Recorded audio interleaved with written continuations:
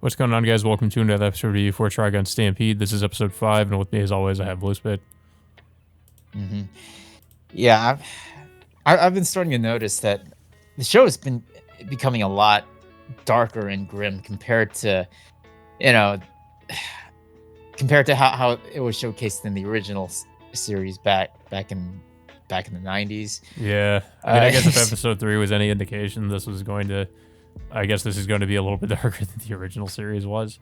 But I mean, the original series got pretty dark at times, so I mean, but this one definitely is a little bit worse because it goes into like child experimentation, and they're just kind of they turn this kid into basically a cyborg essentially. Yeah, just like like just this massive cyborg Yeah, creature.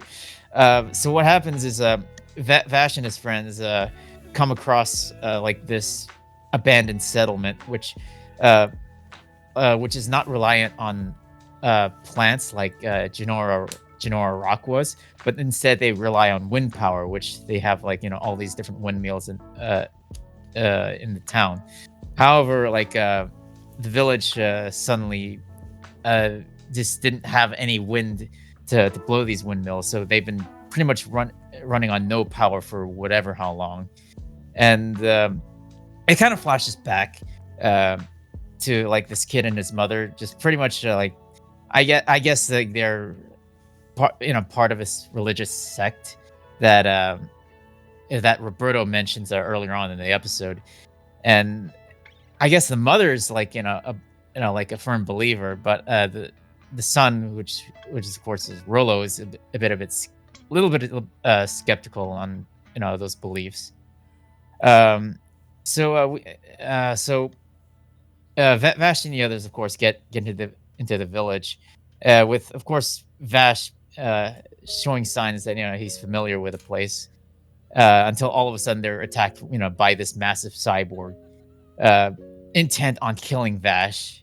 And even though Vash took the advantage of taking this guy down, he showed signs that are that he was worried about like the well-being of this cyborg. yeah. And of course, we do get some more flashbacks through the episode that kind of show, what happened, what the cyborg really is, because of course we don't really know about the what happened with the kid before it's revealed that he was turned into the cyborg. Because you mentioned that his mother was really religious and the town was religious, and they were basically thinking that they could sacrifice the kid in order to bring back the wind to their town, I guess. And Rolo overhears this and decides to run away. And that's when he runs into Vash in the desert. And Vash, like, I forget what exactly like does he do? Like, he just kind of they run into each other, and I don't know. Like, I know he goes back to town after that.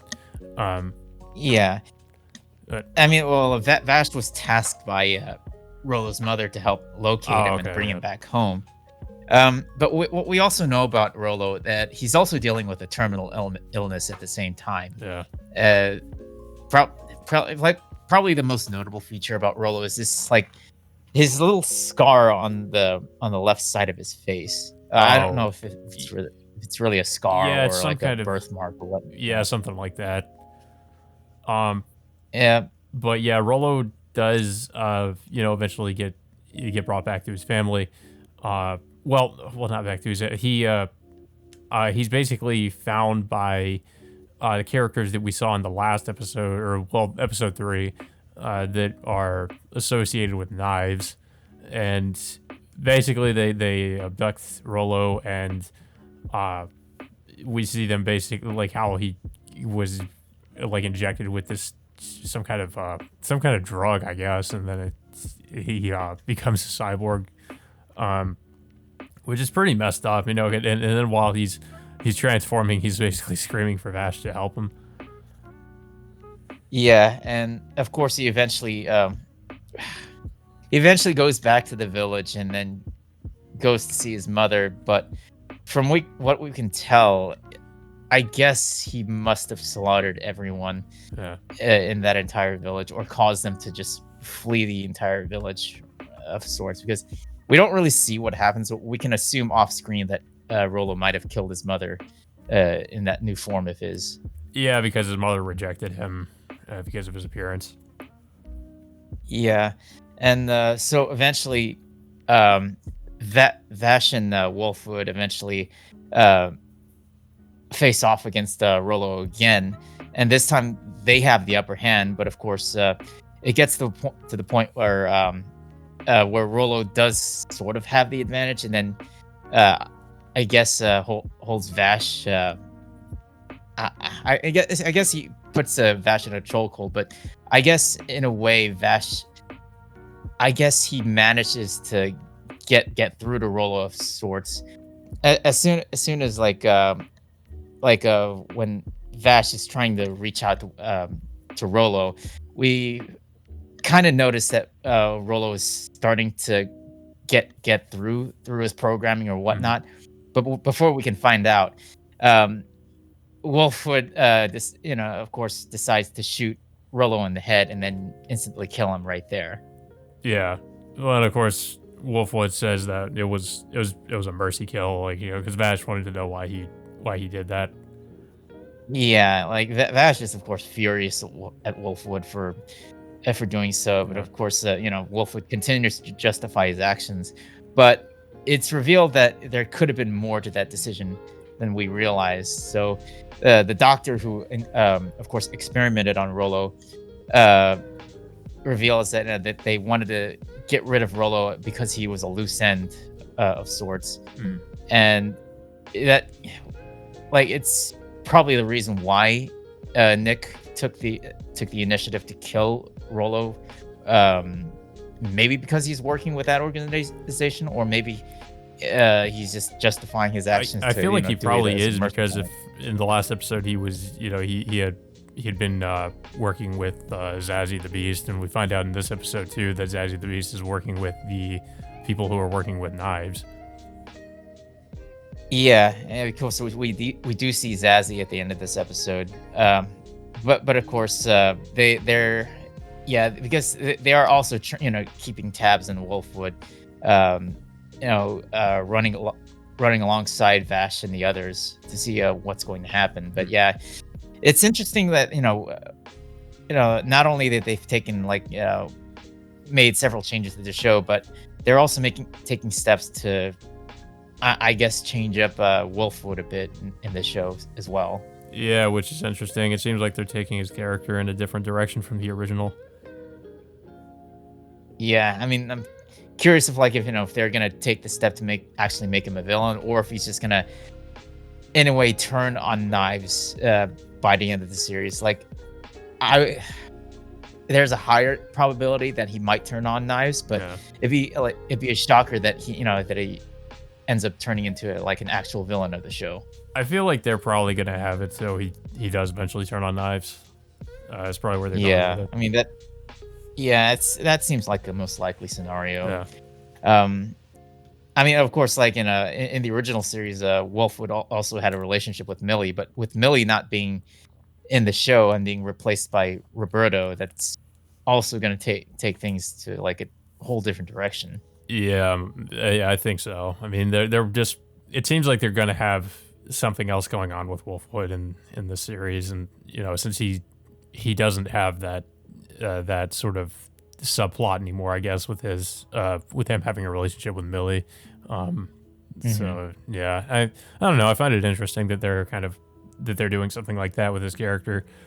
Um, but yeah, I thought this is definitely was a depressing episode because especially since after they kill Rollo, like the town, the wind comes back, and all the power comes back. Um, so I wonder if it's trying to imply that their whole prophecy was correct, that if they sacrificed him, that their power and their wind would come back. Because after he dies, like yeah, we see that the whole town just get their wind power back.